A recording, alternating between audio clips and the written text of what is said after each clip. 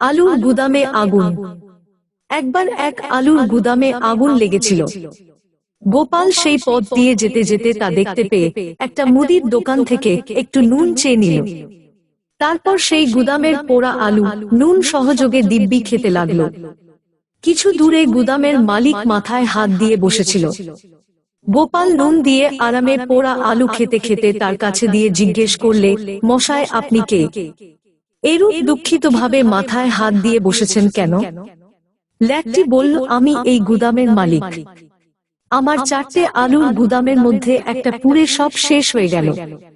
গ্রহের ফেরে খুব লোকসানের মধ্যে পড়ে গেলাম।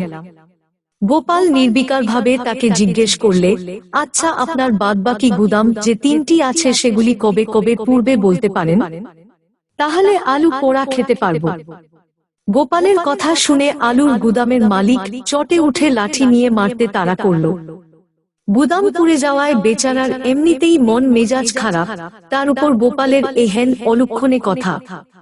বেগতিক দেখে গোপাল আর কোন কথা না বলে পালিয়ে বাঁচল। মনে মনে বল, বাবা বদমেজাজের চ্যাটে সব আলুনি হয়ে গেল। তেল আকরার এই বাজারে আলু ভাজা বা আলু ভাতের বদলে মুফতে আলু পোড়া খাওয়ার যে মজা, সে কথা আর কোনদিন বলবো না।